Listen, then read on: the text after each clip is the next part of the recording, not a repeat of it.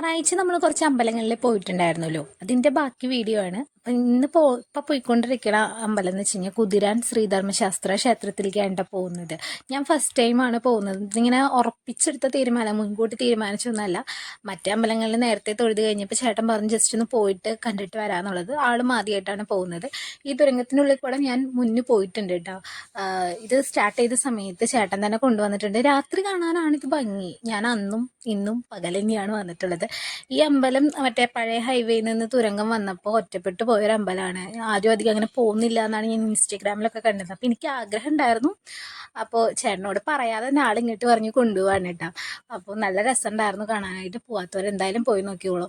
ഈ തുരങ്കത്തിൽ കൂടെ പോകുമ്പോൾ പാലക്കാട് ഭാഗത്തേക്ക് ഞാൻ എൻ്റെ ഒരു ചെറുപ്പകാലത്ത് എൻ്റെ അമ്മായിയുടെ വീട് ആലത്തൂരുണ്ട്.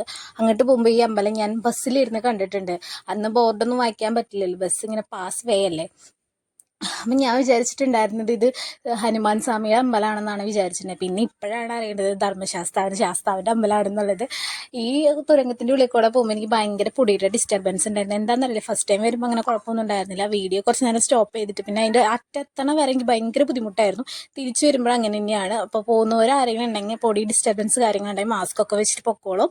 പിന്നെ ഹൈവേയിലെത്തി കുറച്ചങ്ങോട്ട് ലോങ് പോകണം, എന്നാലാണ് ഈ അമ്പലം കാണാൻ പറ്റുക.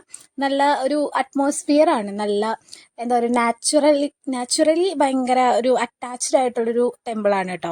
അപ്പോൾ പോവാത്തവരെന്തായാലും പോയി നോക്കണം. മസ്റ്റായിട്ടൊന്ന് പോകേണ്ട ഒരു സ്ഥലം തന്നെയാണ്. പിന്നെ ഭയങ്കര ശാന്തമായിട്ട് സമാധാനമായിട്ട് നമുക്ക് എല്ലാ കാര്യങ്ങളും പറയാനായിട്ട് നന്നായിട്ട് സമാധാനമായിട്ട് പ്രാർത്ഥിക്കാൻ പറ്റും. ആദ്യം എന്താ പറയുക, തിരക്കോ ബഹളമൊന്നും ഇല്ലാതെ മനസ്സമാധാനമായിട്ട് പ്രാർത്ഥിക്കും. എനിക്ക് അങ്ങനെ പോകുന്നതാണ് കൂടുതൽ ഇഷ്ടം. എനിക്ക് അമ്പലങ്ങളിൽ പോകാമെന്ന് വെച്ച് കഴിഞ്ഞാൽ ഇത്രയും ഇഷ്ടമുള്ള കാര്യം വേറെ ഇല്ല. അപ്പോൾ മനസ്സമാധാനമായിട്ട് നമുക്ക് പ്രാർത്ഥിക്കാനും ഭയങ്കര കൂൾ ആൻഡ് കാം ആയിട്ടുള്ളൊരു പ്ലേസാണ്.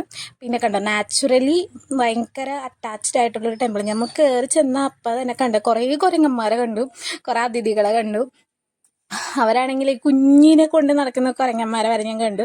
എനിക്ക് നല്ല പേടിയുണ്ടായിരുന്നു കേട്ടോ. കയ്യിലെ ഫോണെങ്ങാനും തട്ടിപ്പറിച്ച് കൊണ്ടുപോകും, അത് മേത്തേക്ക് വരുമോ എന്താണെന്നറിയില്ലല്ലോ. എനിക്ക് ഭയങ്കര പേടിയായിരുന്നു. പിന്നെ അവർ 18 പടിയുണ്ട്. ആ പടിയൊക്കെ കയറി ചെന്ന് ശാസ്താവിനെ കണ്ടു.